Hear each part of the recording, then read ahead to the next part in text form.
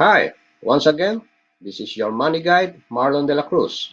Sa video ito ay umpisa na nating himayin on how to make your future a success.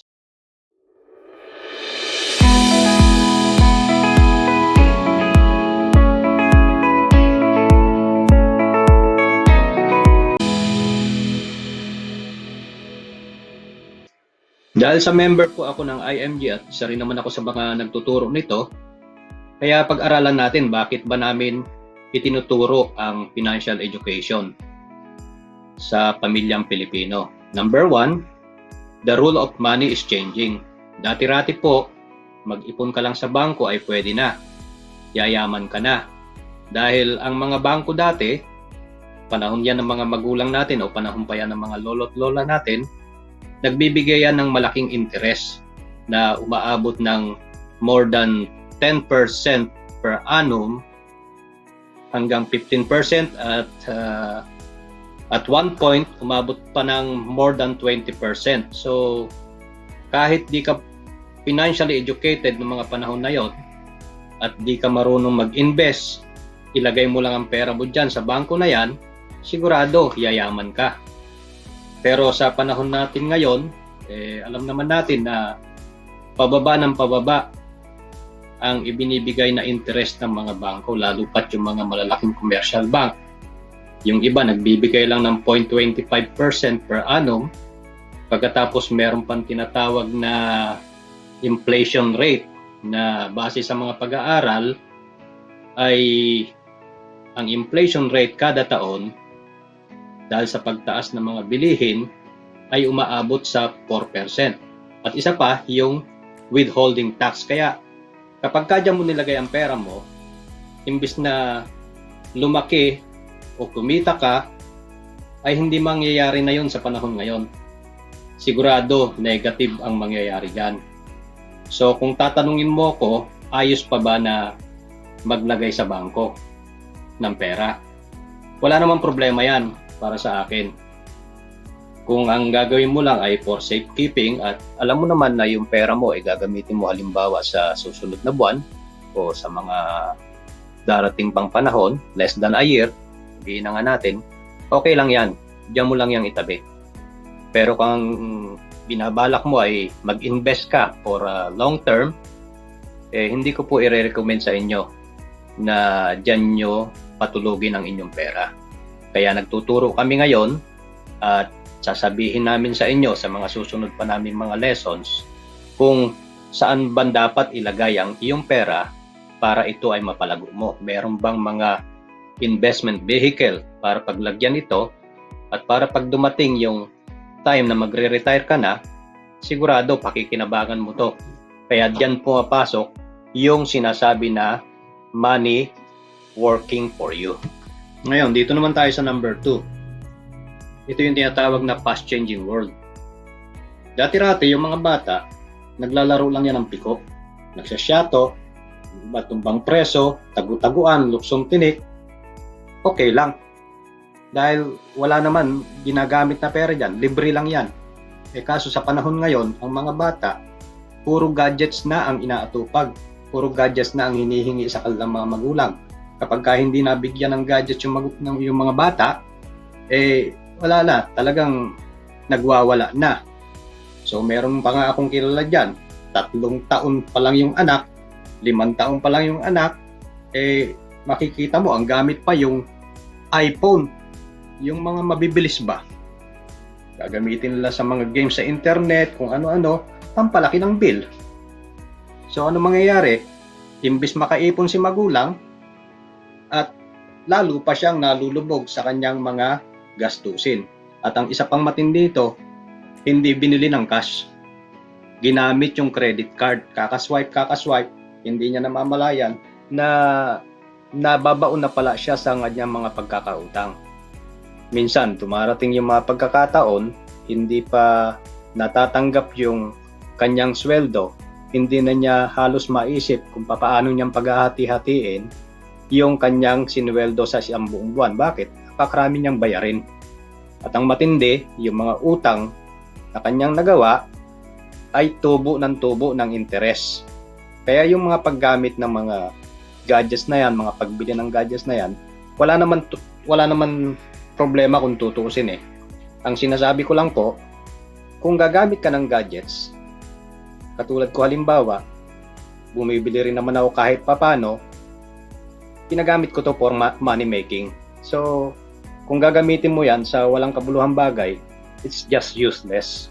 Pero sadya yatang merong mga magulang, bato-bato sa langit po, tamaan ay huwag magagalit.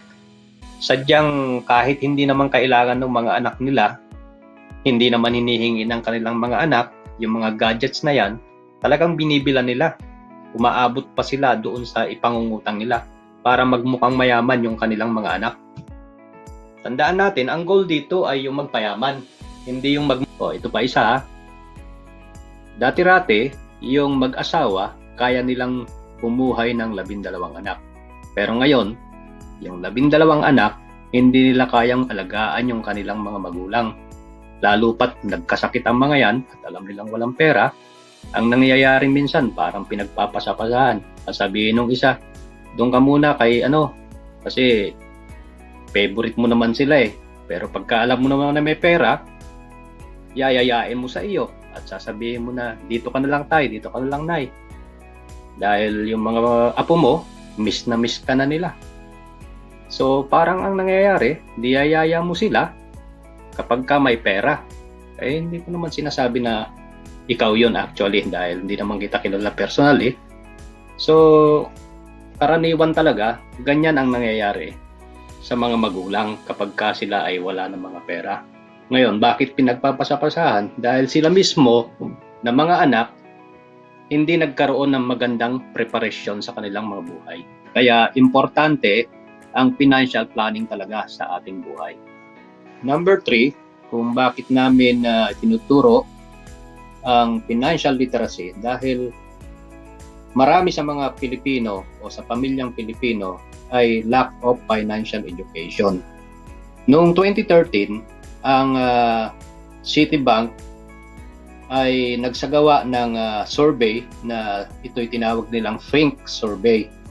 So napag-alaman sa survey na yan na 53% ng pamilyang Pilipino ay talagang kulang ang kaalaman sa tamang paghawak ng pera. Now, ito ang number 4. People live longer today.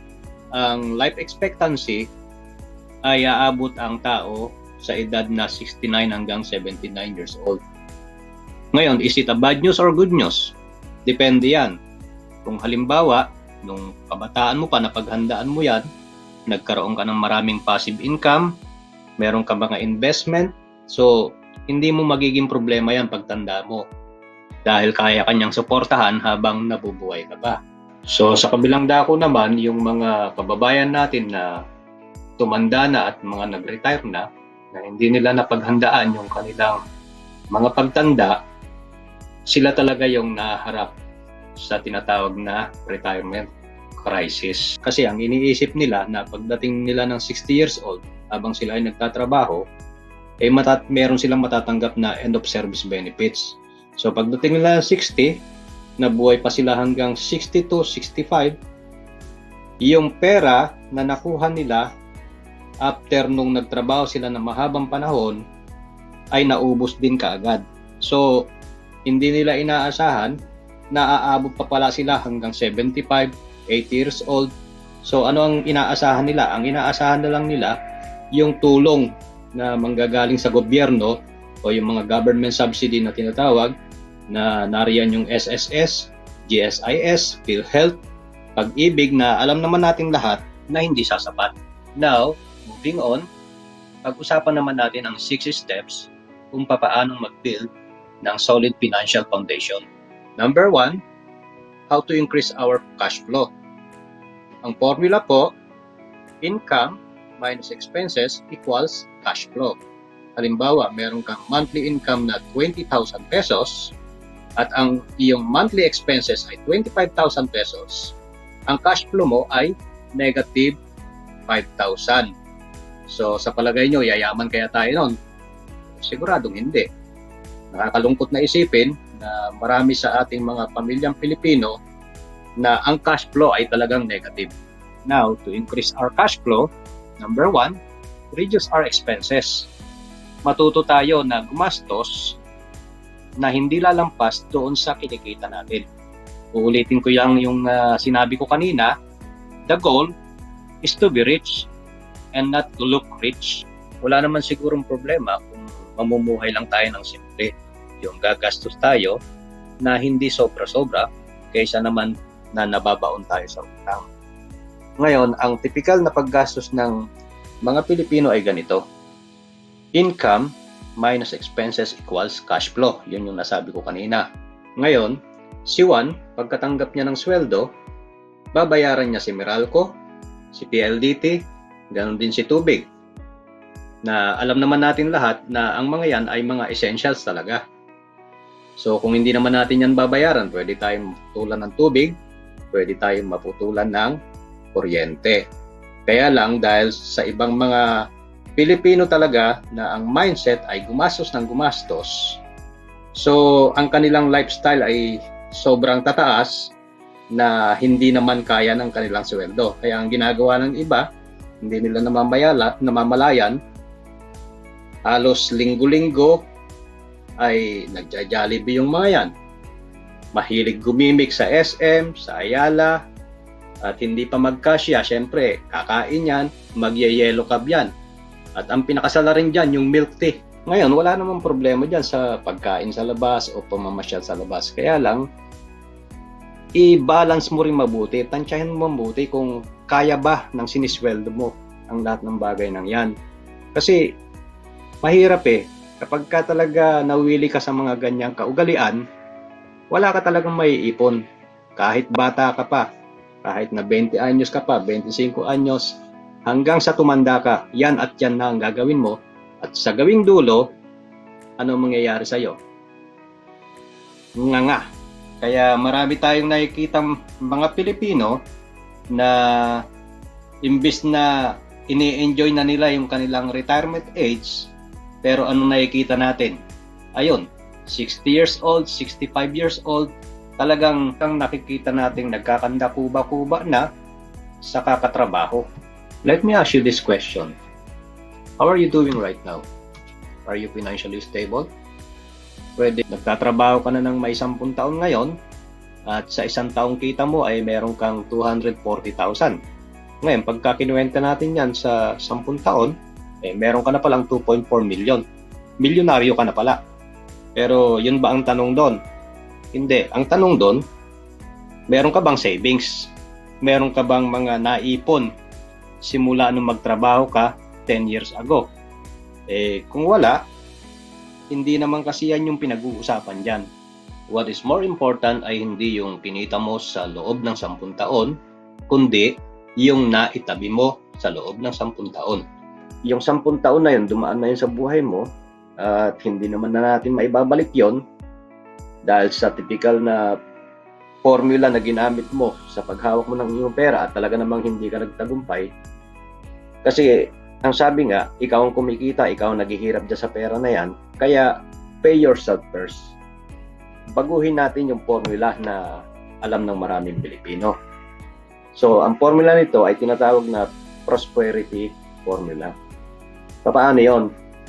Pagkatanggap mo ng sweldo, ang gawin mo, yung 10%, yun ang una mong itabi.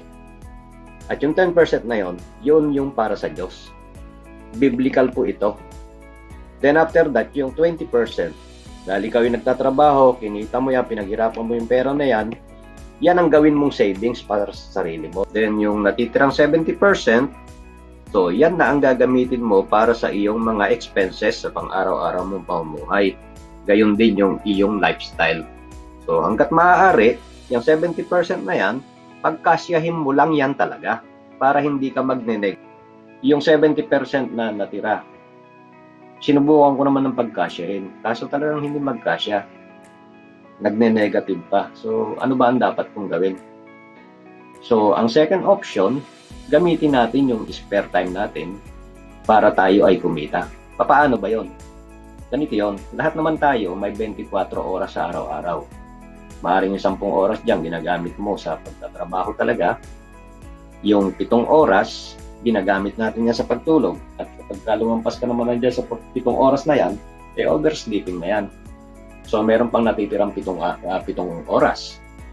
Maaring yung 3 hanggang 4 na oras ay ginagamit mo sa pagpunta at sa pauwi galing sa trabaho, at minsan nga natatraffic ka pa. So meron ka pang natitirang 3 oras.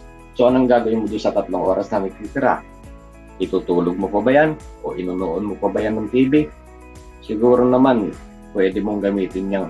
Yan na yung spare time na sinasabi ko na pwede mong pagkakitaan. Alam mo ba na yung 3 oras na yan, kung susubukan mo lang na i-multiply sa loob ng 365 days, you are actually losing 45 days of productive time. 1 buwan at kalahati po yan. So doon lang napunta yung iyong spare time sa mga walang kabuluhang bagay. So yayaman ka ba yan? Hindi talaga. So the best way to build your wealth is to use your spare time. So moving forward na po tayo. Now, I have a quick question. If you lose your income today, how many years can your family survive? Kung ang sagot mo ay I don't know, kailangan alam mo. Kailangan napaghandaan mo kasi maaring bukas sa makalawa, mawalan ka ng trabaho.